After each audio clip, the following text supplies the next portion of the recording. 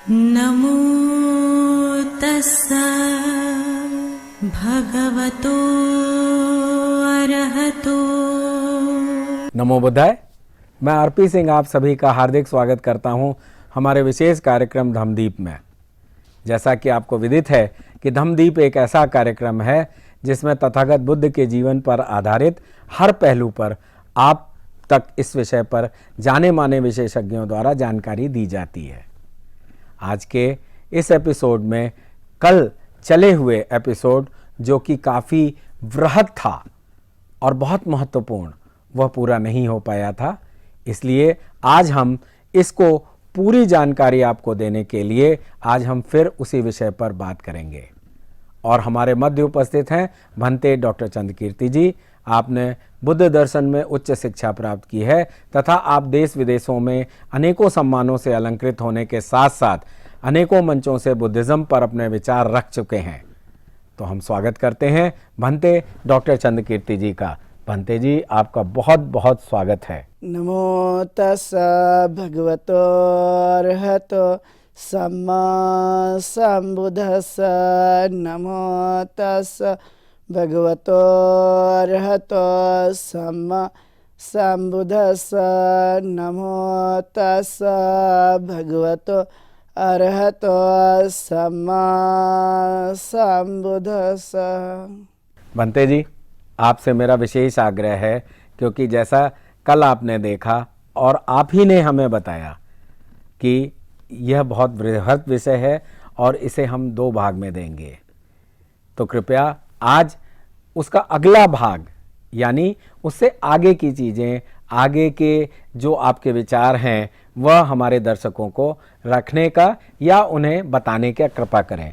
धन्यवाद। बहुत बहुत धन्यवाद आरपी सिंह जी। आज हम लोग इस धम्मदीप कार्यक्रम में तथागत गौतम बुद्ध के जीवन से संबंधित घटनाओं को, जो कि आप जानते हैं कि बड़ा विस्तृत उनका जीवन रहा है, उसी को आगे बढ़ाते हुए हम लोग इस पर चर्चा करेंगे। आप देखते हैं कि तथागत गौतम बुद्ध का जो कुछ भी पूरा जीवन है वह मानव कल्याण के लिए व्यतीत हुआ। वे लगातार सतत गति के साथ में मानव कल्याण का काम करने के लिए वो हमेशा प्रेरित रहा करते थे। इसलिए वह जगह जगह जा कर के लोगों को समझाना, उन्हें ज्ञान देना, उनके अंधकार को दूर करना उनका मुख्य मकसद हुआ करता था। इसके लिए उन्होंने कोई ऐसे चीज़ों को नहीं देखा, तकलीफ़ों को जिस तरह से उन्होंने सहन किया, तो चाहे वो बारिश हो, गर्मी हो, ठंड हो, वह किसी भी प्रकार की ऋतुओं में वह काम करने के लिए वह विचार उनका हमेशा सकारात्मक रहा करता था। वह उससे पीछे नहीं हटते थे। तो यह देखते हैं तो आप देखेंगे कि उन्होंने अपने धर्म का जो मुख्य हेतु बनाया कि वह निर्वाण प्राप्ति के लिए, सुख प्राप्ति के लिए, शांति के प्राप्ति के लिए है। और जितना हम इसको बल प्रदान करेंगे उतना ही हमें ये चीज़ें स्वाभाविक तौर पर देखने के लिए मिलते रहती है। संपूर्ण जीवन जो कि आप जानते हैं कि किस तरह से व्यतीत होते रहता है, चाहे वह राजगिरा हो, श्रावस्ती हो, नालंदा हो, बोधगया हो, सारनाथ हो, या उस काल के और भी बहुत सारे ऐसी जगह जहाँ पर जाकर के उन्होंने उपदेश किया, लोगों को समझाया, लोगों को बताया कि किस तरह से हम जीवन को जी सकते हैं। तो जैसे आप देखते हैं कि वैशाली के जो वज्जी लोग थे उनको उन्होंने उपदेश किया। वो उपदेश किया था कि आप लोगों को ये नियमों का पालन करेंगे तो आपकी सामाजिक एकता बनी रहेगी, और वो सामाजिक एकता आपके जीवन को अच्छा बनाए रखने पर कहीं ना कहीं असरकारक होगी। तो वे कहते कि एक तो बड़ी संख्या में हमें इकट्ठा होना चाहिए, बार बार इकट्ठा होना चाहिए। जब हम बार बार इकट्ठा हो जाते हैं तो उसका निर्णय लेने का जो भाव है वो अच्छी तरह से निर्णय लेना चाहिए और सहमति होनी चाहिए। माताओं का, बहनों का, यानी स्त्रियों का सम्मान होना चाहिए। जो बुजुर्ग होते हैं उनका सम्मान होना चाहिए। सार्वजनिक जगह जो होती है उसकी देख रेख होना चाहिए, सम्मान होना चाहिए। और आए हुए ज्ञानी, अरहत और भिक्खु है तो उनकी बातों को मानना, उनका सत्कार करना हमारा परम कर्तव्य है। तो ऐसी 7 बातें जो होती है वो हमारे जीवन को बेहतर बनाने के लिए होती है और एकता के लिए ये बड़ी मददगार होती है। तो इसलिए उन्होंने उपदेश किया था वज्जी लोगों को और वज्जी लोगों ने बड़ी अच्छी तरह से आत्मसात किया था। और इसलिए राजा अजातशत्रु भी उनको जीत नहीं पाए थे। उनको लगता था कि मैं वज्जी लोगों पर विजय प्राप्त कर लूँगा, लेकिन एक बार वस्कार ब्राह्मण तथागत के पास आते हैं और कहते हैं कि राजा अजातशत्रु उनको जीतना चाहता है। तब तथागत ने भिक्खु आनंद को बुलाया कि बताइए कि मैंने जो उन्हें ये बातें बताई थी वह मानते ही नहीं मानते। तथागत ने कहा कि वे ज़रूर मानते हैं, और जब वो मानते हैं तो तथागत ने वस्कार ब्राह्मण को कहा, जाओ अपने राजा को बताओ कि उनको जीता नहीं जा सकता। इसीलिए जो 7 बातें उन्होंने बताई थी उसे हम सप्त परिहानी धम्म कहते हैं। यह जीवन के लिए बेहतर है। वैसे ही जब आप देखेंगे तो आप पाएंगे कि तथागत गौतम बुद्ध मैत्री पर विशेष बल देते हैं, और मैत्री को तथागत ने भिक्खु आनंद को संबोधित करते हैं संपूर्ण धर्म है। मैत्री मतलब संपूर्ण धर्म, और मैत्री जो कि हर एक व्यक्ति के प्रति, हर एक इंसान के प्रति, हर एक जीव के प्रति वह मन का भाव उत्पन्न होना चाहिए, जहाँ पर दया, प्रेम, करुणा जो भावनाएं हैं वो मानसिक अवस्था पर मजबूत होती है। इसलिए मैत्री भावना के बड़े लाभ हैं। एक तो सुखपूर्वक मनुष्य रहता है, वह स्वस्थ रहता है, उसे बुरे सपने नहीं आते, वह व्यक्ति किसी से भय नहीं खाता, विषैले जंतु उन्हें हानि नहीं पहुंचा सकते, आग उन्हें हानि नहीं पहुंचा सकती, जल उन्हें हानि नहीं पहुंचा सकते, और बुरे सपने नहीं आते।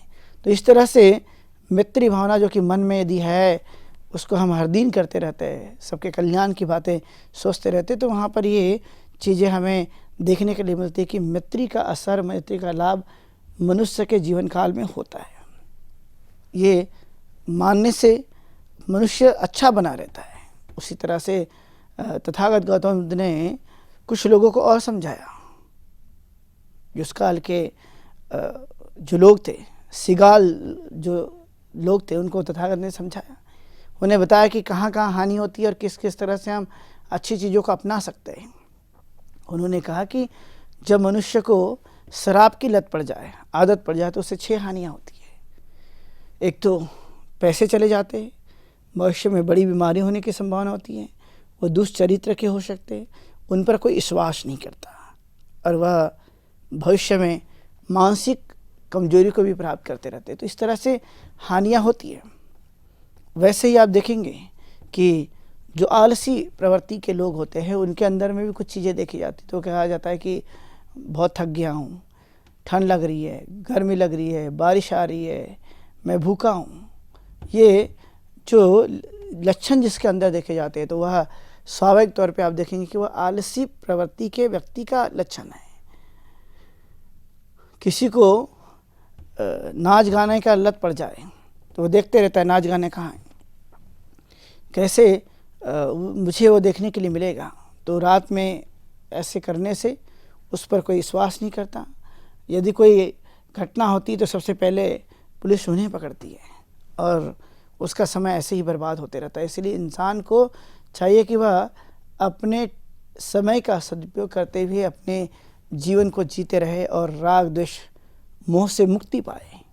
यही मनुष्य के लिए एक श्रेष्ठ जीवन है। इसलिए तथागत ने भिक्षुओं को, भिक्षुणियों को, उपासक उपासिकाओं को संबोधित करते हुए यही उपदेश दिया कि राग, दोष से तिलांजलि, मोह से तिलांजलि वो मनुष्य के जीवन काल में बिल्कुल भी नहीं होना चाहिए, क्योंकि वह दुखदायी होता है। तो जो जिन चीज़ों से दुख उत्पन्न होता है वह चीज़ें हमें पूरी तरह से समाप्त कर देना। जब हम समाप्त करते हैं तो यह हमारे जीवन को एक बेहतर अवसर प्रदान करने के लिए यह लाभकारी होती है। इसलिए तथागत गौतम बुद्ध ने यही बातें समझाई। विशाखा को धनंजय जो थे उनके जो उनके घर के व्यक्ति, उन्होंने कुछ खास उपदेश उनको बताया था कि विवाह के बाद जब महिला घर जाती है, ससुराल जाती है, तो उसे क्या करना चाहिए। तो उन्होंने कहा कि जो घर की आग बाहर मत लेकर जाओ और बाहर की आग घर में लेकर मत आओ, जो देता है उसे ही देना और अच्छे से मन प्रसन्न होकर के अपने गृहस्थी के कार्य को करना, खुश रहना। और जब ये हम इस तरह से करते हैं तो स्वाभाविक है कि एक जीवन में अच्छी चीज़ों की प्राप्ति होती है। उसी के साथ साथ उन्होंने कहा कुछ ऐसे भी पति पत्नियां होते हैं जिनके अंदर में ये गुण देखे जाते हैं। तो पति पत्नी अच्छे वे हैं जो खुद भी हिंसा नहीं करते और दूसरों की भी हिंसा नहीं करते हैं। वह खुद भी चोरी नहीं करते, दूसरों की भी चोरी नहीं करते हैं। वह व्यभिचार नहीं करते, दूसरों को व्यभिचार के लिए प्रेरित नहीं करते। खुद भी झूठ नहीं बोलते और दूसरों को भी झूठ बोलने के लिए प्रेरित नहीं करते। खुद भी वह शराब या नशीले पदार्थ का सेवन नहीं करते और दूसरों को भी वह नहीं करने देते। तो ये तो श्रेष्ठ है। लेकिन कुछ ऐसे भी देखे जाते हैं, यानी खुद भी हिंसा करते हैं, दूसरों को भी हिंसा करने के लिए प्रेरित करते हैं। खुद भी चोरी करते हैं, दूसरों को भी चोरी करने के लिए प्रेरित करते रहते हैं। खुद भी व्यभिचारी है, दूसरों को भी व्यभिचार करने के लिए प्रेरित करते हैं। खुद भी असत्य बोलते हैं तो दूसरों को भी असत्य बोलने के लिए प्रेरित करते रहते हैं। कुछ ऐसे भी लोग हैं जो नशीले पदार्थ का स्वयं भी सेवन करते हैं, दूसरों को भी प्रेरित करते हैं। तो उन्होंने कहा ये ठीक नहीं है। व्यक्ति को वह चाहिए कि कम से कम वह अपने जीवन काल में अपनी प्रतिष्ठा को बनाए रखने के लिए इन नियमों का, इन आचरणों को जीने के लिए प्रयास करते रहे। वह एक उत्तम और लाभदायक जो अस्तित्व है वो मनुष्य के जीवन काल में देखने के लिए मिलता रहता है। इसलिए भिक्खु को उन्होंने कहा कि भिक्खु जन्म से नहीं होते, उन्हें बनाया जाता है, उन्हें सिखाया जाता है, उन्हें ज्ञान की प्राप्ति करने के लिए प्रेरित किया जाता है। और जब वो स्वयं ही एफर्ट लगाते हैं, प्रयास करते हैं, अध्ययन करते हैं, तो उस अवस्था तक वह पहुंच जाते हैं। यह एक माध्यम है और उस ऊंचाई तक जाने के लिए हम पूरी तरह से प्रयास करते रहते हैं। तो यह एक आप देखेंगे कि कितनी अच्छी तरह से इसे आत्मसात करने के लिए हमें प्रेरित किया गया, एक अच्छे इंसान बनाने के लिए। जब वो अच्छे इंसान बनते हैं तो उन्हें अच्छी तरह से आत्म सम्मान के लिए वह अवसर मिलता है। बुद्ध हमेशा हर एक जाति धर्म के लोगों के प्रति जो उनका स्नेह था वो हमेशा बना रहता था। इसलिए उन्होंने अपने संग में अलग अलग जातियों के लोगों को भी शामिल किया, जैसे उपाली नाई, जो कि वह नीच ऐसे लोग मानते हैं। तो उन्होंने कहा मेरे धर्म में आप लोगों को यहाँ पर अवसर है, उस ज्ञान को प्राप्त कर सकते हैं। इसलिए उपाली जो कि धर्म में आकर के उन्होंने एक अच्छी अवस्था को प्राप्त किया, वो विनय में बड़े धर्मधर थे, विनय को अच्छी तरह से मानते थे, अर्थात वह धर्म को मानते थे और विनय का ठीक तरह से पालन करते थे। इसलिए उनको धर्मधर भी कहा गया। विनय में बड़े पक्के हैं उपाली, और वो लगातार अपने जीवन को जीते रहते हैं। तो यह एक श्रेष्ठ अवस्था प्राप्त करने के लिए उन्होंने ये बातें बताई। एक उनका महत्वपूर्ण संदेश हमें देखने के लिए मिलता है कि जो रोगियों की सेवा करता है वो बुद्ध की सेवा करता है। क्योंकि एक बार बहुत ही बीमार भिक्खु हो गए थे, वो उनकी कोई सेवा करना नहीं चाहता था, कुष्ठ रोगी हो गए थे। तो वह तथागत गौतम बुद्ध को जब पता चलता है कि कोई उनकी सेवा नहीं कर रहे, जाके वहाँ पर पूछते क्यों नहीं कर रहे। तो उन्होंने कहा कोई भी यह सेवा करने के लिए आगे नहीं बढ़ता। तब तथागत स्वयं उनको नहलाते हैं, उनको चीवर पहनाते हैं, अच्छी तरह से उनको साफ़ सुथरा बनाते हैं, क्योंकि वह जहाँ पे भी बैठते थे वहाँ गंदगी कर देते थे। इसलिए तथागत ने फिर उपदेश दिया भिक्खु को कि कोई भी संघ का सदस्य, कोई भी व्यक्ति यदि बीमार हो जाता है तो उसकी सेवा करना अत्यंत जरूरी है, क्योंकि वो खुद नहीं कर सकता लेकिन दूसरे जो स्वस्थ है वो जरूर उनके काम आ सकते हैं। तो यह उनका उपदेश यही था, जो रोगियों की सेवा करेगा वो बुद्ध की सेवा करेगा, और जो बुद्ध की सेवा करेगा वह अच्छा एक व्यक्ति बनेगा, अच्छा नागरिक बनेगा, कर्तव्य के प्रति वह जागरूक रहेगा। इस तरह का जो भाव मनुष्य के अंदर में देखा जाता है कि साधारण नहीं है। उन्होंने ऐसे बहुत सारे लोगों की समस्या सुलझाने का काम किया, जैसे किस्सा गौतमी, जो कि उनकी एक पोती का निधन हो गया। श्रावस्ती में ऐसे बहुत सारे तो घर थे, लेकिन वह बड़ी दुखी हो गई। तो तथागत ने उन्हें समझाया कि इसमें दुखी होने की कोई ज़रूरत नहीं है, शोक करने की ज़रूरत नहीं, क्योंकि यह सत्य पर आधारित हैं। और इसलिए तथागत गौतम बुद्ध किस्सा गौतमी को यही बात समझाते हैं, ये सत्य है, सत्य को स्वीकार करो और शोक से, दुख से ऊपर उठो। यह तथागत गौतम बुद्ध ने उन्हें समझाया। कितनी करुणा थी कि हर एक आदमी को वह ठीक ढंग से समझा करके, उन्हें बता करके, उन्हें सही जगह लाने का काम करना, वो पूरी तरह से करते थे। वैसे आप देखेंगे तो किस्सा गौतमी है, उसका एक ही बेटा जो कि सांप के काटने से मृत्यु को प्राप्त हो जाता है, लेकिन उसके मन में लगता नहीं कि मृत्यु को प्राप्त हुआ है। लेकिन वह जब जगह जगह घूमने के बाद तथागत गौतम बुद्ध के पास पहुँचती है तो उन्हें पता चलता है कि हाँ, ये जिंदा कर सकते हैं, लेकिन अंतिम तो उन्हें सत्य पता चल जाता है कि मनुष्य जन्मा है तो वो मृत्यु को प्राप्त होगा। इसलिए वह अंतिम संस्कार की बात कहती हैं। ऐसे कितने सारे लोग जो भ्रमित थे, रास्ता भटक चुके थे, उन्हें कुछ दिखाई नहीं देता था, वह मन से पूरी तरह से कमज़ोर हो चुके थे। इसलिए तथागत गौतम बुद्ध के इस धम्म में जब आप देखेंगे तो देखने को मिलेगा कि उन्होंने बड़ी ठीक तरह से उस विचारों को उन्होंने अमल में ला करके उन्हें ठीक करने का जो काम किया था, ये साधारण नहीं है। यह एक उच्च कोटि का ज्ञान है जिसके भरोसे मनुष्य करते रहता है। सभी के सभी यह सब नहीं कर पाते। हम जानते हैं कि उनका बेटा जो कि राहुल, जो बचपन में ही उन्हें सामनेर बना दिया गया था और सामनेर की दीक्षा करा दी गई थी, उन्हें भी वो बड़े उपदेश करते हैं कि व्यक्ति ने अच्छी तरह से रहना और शीलों का अभ्यास करना, उसमें झूठ तो जानबूझ करके भी और मजाक में भी नहीं बोलना चाहिए। इसी तरह का उन्होंने उपदेश दिया था और वह सच्चाई को जान करके अपने जीवन के प्रति वह बड़े अच्छे बन चुके थे। यशोधरा जो कि वह यही समझती रहती थी कि तथागत गौतम बुद्ध ने यदि कल्याणकारी काम करने का यदि इरादा मजबूत कर लिया है, वह उसी काम को करना चाहते, तो उनका योगदान उनके लिए, उनका साथ उनके लिए इस काम के लिए अवश्य था।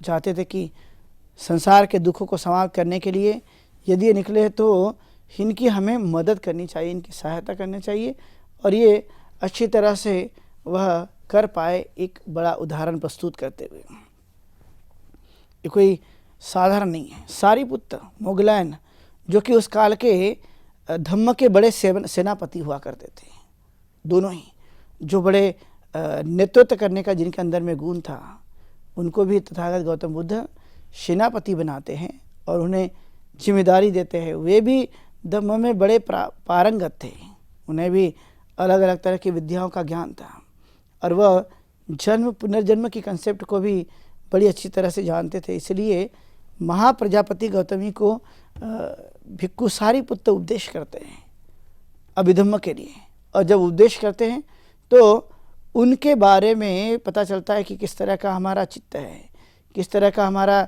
रूप है, किस तरह का हमारी चेसिक है, और निर्वाण की जो अवस्था है वो सबसे ऊंची है, जहाँ सुख के अलावा और कुछ भी नहीं है। तो यह ठीक तरह से जानने के बाद, ठीक तरह से आचरण करने के बाद हमें तो ये चीज़ें स्वाभाविक तौर पे मिलते रहती है, हम उसका आचरण करते रहते हैं, उसको जीते रहते हैं। और अंतिमतः सारिपुत्र कहते कि मैं जहाँ पे जन्मा था, जिस गांव का मैं रहने वाला हूँ, वहाँ पर ही मैं अंतिम अपना शरीर भी त्यागने वाला हूँ। तथागत ने उन्हें अनुमति दे देते हैं कि ठीक है, यह जैसे आपकी सुविधा के अनुसार वैसा आप कर सकते हैं, इसमें कोई दिक्कत नहीं है। तो इस तरह से तथागत गौतम बुद्ध के काल में हम जब देखते हैं तो अलग अलग जो लोग थे वह उनके सानिध्य में आकर के एक श्रेष्ठ अवस्था तक पहुंचने के लिए जो भी मार्ग हो सकता था, वो सभी के सभी मार्ग उन्होंने सभी को बताते हुए उन्हें एक अच्छी अवस्था तक ले जाने का काम किया। ये कोई साधारण नहीं, यह एक बड़ा संघर्षमयी कार्य है। और जो भी व्यक्ति इस तरह से संघर्षमयी कार्य को जीता है, खुद भी संघर्ष करता है, तो वह एक महानता के शिखर तक चले जाता है, उस अचीवमेंट को वह हासिल करते रहता है। इसलिए तथागत के धर्म में आप देखेंगे कि यहाँ पर स्त्री और पुरुष दोनों समान बनाए गए, यहाँ किसी भी प्रकार का कोई मतभेद नहीं रखा गया, क्योंकि धम्म का आधार ही यही है कि वहाँ पे स्वतंत्रता हो, समानता हो, बंधुभाव हो और न्याय स्थापित करने वाला वह मनुष्य का जीवन हो। तो इस तरह से उन्होंने एक आधार स्तंभ लाते हुए इस बातों को पूरी तरह से समझाने का प्रयास किया। लोगों ने स्वीकार किया कि ये तो बड़ा धन्य है। इसलिए तथागत गौतम बुद्ध के माता पिता के प्रति लोग बड़े कृतज्ञवान रहते थे। उनने समझा कि ये बड़े धन्य लोग हैं जिनकी वजह से ये बुद्ध प्राप्त हुए और बुद्ध ने संसार के जीवन को, अंधकार के जीवन को पूरी तरह से समाप्त करने का ही प्रयास किया। ये उनका मूल हेतु हुआ करता था उस कार्य में। और उन्होंने, आप जब देखेंगे तो आपको देखने के लिए पता चलेगा कि कर्म को किस तरह से वो आइडेंटिफाई करते हैं, कर्म बताते हैं, क्योंकि कर्म तो एक मनुष्य के जीवन का अभिन्न अंग है, वह दूर नहीं हो सकता। तो वे कहते कि जैसा बोते हैं वैसा काटते हैं, ये सिद्धांत है। और इस सिद्धांत के तहत जब आप देखेंगे तो आपको देखने को मिलेगा कि हम जो भी करते हैं उसका जो आउटपुट है वो हमें प्राप्त होते रहता है। इसलिए कर्म पर, पुनर्जन्म की संकल्पना को उन्होंने ठीक तरह से बताया, समझाया कि किस तरह से मनुष्य का जीवन जो है वो जन्म और मृत्यु के इस भाव से बाहर हो जाता है। और कौन आदमी है जो इसी में वो लगा रहता है, भाव होने की इच्छा के आधार पर वह बना रहता है। और ये सबसे बड़े गुणधर्म देखे जाते हैं जो कि मनुष्य के जीवन काल में वह स्वाभाविक तौर पर आते हैं। तथागत ने कहा इस सर्वोन्नत के गुण बड़े श्रेष्ठ गुण हैं, क्योंकि वह एकाग्रता उनके पास रहती है, संयम उनके पास रहता है, वह निर्भीक बने रहते हैं, डर उनके पास नहीं रहता है, वह अपने उत्साह को बरकरार रखते हैं, उत्साह को कभी वह समाप्त होने नहीं देते और चित्त की समाधि का वह अभ्यास करते रहते। इसलिए वह पूर्ण जागरूकता, यह जीवन का वह लक्ष्य जहाँ पर हम सुख की प्राप्ति के लिए प्रयास करते रहते, तो यह तथागत गौतम बुद्ध के द्वारा बताया गया जो जीवन मार्ग है, ये जीवन मार्ग एक प्रकार से उत्तम जीवन मार्ग है, जहाँ पर हर एक आदमी को, हर एक मनुष्य को वह अच्छी तरह से जीवन यापन करने के लिए बार बार प्रयत्न करना पड़ता है और वह किया जाता है। इसलिए तथागत गौतम बुद्ध का जन्म जैसे आप देखेंगे तो एक बड़ा त्रिकोण लिए हुए देखने के लिए मिलता है, जन्म, मृत्यु, ज्ञान प्राप्ति। यह सेम उसी दिन जिसे हम वैशाख डे मानते हैं, वैशाख पूर्णिमा मानते हैं, उसी दिन उनको जन्म, ज्ञान की प्राप्ति और महापरिनिर्वाण, यह तीनों ही बातें एक दिन घटित होते देखने के लिए मिलते रहती है। तो यह एक ऐसी प्रवृत्ति जहाँ पर प्रकृति के गोद में, प्रकृति जहाँ पर रहती है, हर एक मनुष्य उससे प्रकृति से जुड़ा हुआ है, उसका एक हिस्सा है। तो वह प्रकृति के सानिध्य में, खुले आसमान में वह इस तरह से अपने आप को वह जन्म के साथ, देशना के साथ और महापरिनिर्वाण के साथ पाते हैं और वहाँ पर यही चीज़ देखने के लिए मिलती है। इसलिए उनका अंतिम जो कुछ भी समय था वह तब भी कल्याणकारी था, शुरुआती दौर में भी कल्याणकारी था, मध्य में भी कल्याणकारी रहा है। तो ये जो एक प्रकार से जीवन जीने की जो पद्धति है वह मनुष्य के लिए कितनी लाभदायक है, कितनी सार्थक है, किस तरह से वह अपने उच्च कोटि के जीवन को बनाए रखने में मदद करती है। तो ये सब पहलू जो कि उनके जीवन के पहलू है, घटित हुए पहलू हैं, और उन पहलुओं से ही हम जानते कि किस किस तरह से शिक्षाएं काम करती हैं और वह हमारे अपने जीवन को श्रेष्ठ बनाए रखने पर भी मदद करती हैं। तो आप देखेंगे कि धम्मचक्र प्रवर्तन में यही बातें वो हमेशा बताते रहते हैं, जहाँ पर मैत्री, करुणा, मुदिता, उपेक्षा की बात करते हैं, जहाँ पर वो सम्यक दृष्टि, सम्यक संकल्प, सम्यक वाणी, सम्यक कर्म, सम्यक आजीविका, सम्यक व्यायाम, सम्यक सती, सम्यक समाधि की बात करते हैं। वह बात करते हैं प्रत्युत्तर समुत्पाद की, यानी अविद्या पच्चया संखारा, संखारा पच्चया वियान, वियान पच्चया नाम रूप पच्चया सड़ायतन, सड़ायतन पच्चया फस्सो, फस्स पच्चया वेदना, वेदना पच्चया तन्हा, तन्हा पच्चया उपादान, उपादान पच्चया भव, भव पच्चया जाति, जाति पच्चया जरा मरण शोक परिदेव, दुख दोमनस्य उपायस्य खंडस्य होती। अर्थात जीवन के उस दुखों को समाप्त करने का यही एक मार्ग है जिसे हम पतित समुत्पाद के रूप में देखते हैं। वैश्यशील जो कि एक प्राथमिक तौर पर हम इसे आत्मसात करते रहते हैं, हिंसा नहीं करनी, चोरी नहीं करनी, व्यभिचार नहीं करना, झूठ नहीं बोलना, मादक पदार्थ का सेवन नहीं करना, ये सभी की सभी जो बातें देखने के लिए मिलती है, तो ये एक बड़ा श्रेष्ठ है। उसी के साथ साथ जब आप देखेंगे तो हमें एक विशाल और बड़े पैमाने पर ये चीज़ें, जैसे कि 10 पारमिताएँ, तो 10 पारमिता में आप देखेंगे कि कौन कौन सी 10 पारमिताएँ, तो उन्होंने कहा दान है, क्षमा है, सील है, समाधि है और ये निष्कर्म है। तो यह एक प्रकार का एक ऐसा जीवन पद्धति जहाँ पर हर मनुष्य को अवसर प्रदान होता है कि हम उसे अभ्यास के तौर पर अंगीकार करते हुए उसे उस अवस्था तक जाने का हम लोग प्रयास करते रहते हैं। और ये करने के लिए उन्होंने साफ तौर पर इस विचारों को प्रकट करने की कोशिश की। चाहे फिर उन्होंने कहा कि जो भिक्खु है, भिक्खुनियाँ हैं, जो उपासक उपासिकाएँ हैं, ये सभी के सभी जिसको हम श्रावक संघ मानते हैं, इन्होंने स्वयं ही इसको अंगीकार करना चाहिए। और इसलिए उन्होंने कहा कि मैं सबको समान रूप से अवसर प्रदान करता हूँ। यदि कोई आकर इसे स्वीकार करता है और उसका अभ्यास करता है तो आप देख पाएंगे कि अपने जीवन में उस अवस्था तक वो पहुँचेगा। लेकिन मैं आप लोगों को इस प्रकार से उस अवस्था तक ले जाने के लिए जो भी मैंने मार्ग बताया, जो भी मैंने समझाया, यदि आप स्वयं इसको आचरण में अंगीकार करते हैं तो आप स्वयं मेरी तरह बन सकते हैं। इस तरह के दावा करने का उन्होंने जो पहल की थी प्रारंभ से ही, और इसलिए उन्होंने बहुत सारे अपने समय में अर्हत प्राप्त किए। इसलिए वो लोकोत्तर अवस्था बताते कि 4 प्रकार की लोकोत्तर अवस्था, जिसे हम श्रोतागामी, सगदागामी, अनागामी और अर्हत, ये 4 अवस्था है। कोई भी व्यक्ति इसे अपने उस अभ्यास के बल पर प्राप्त कर सकता है। तो कहते हैं कि जब श्रोतागामी यानी वह अपने जीवन काल में राग, द्वेष और मोह को पूरी तरह से काट देता है और वह उस अवस्था तक पहुंच जाता है, तो इस तरह के तथागत गौतम बुद्ध के जीवन के कुछ खास पहलू और जो बहुत ही अनंत समय तक के लिए टिक कर रहने वाला है, तो मैंने आप लोगों को उनके जीवन से जुड़े हुए कुछ पहलुओं को, उनकी शिक्षाओं को मैंने आप लोगों को बताया। आप सब लोगों ने सुना। सबके प्रति ढेर सारी मंगल कामनाएं। आप सुखी हो, दीर्घायु हो, स्वस्थ रहें। बहुत शुभ मंगलम।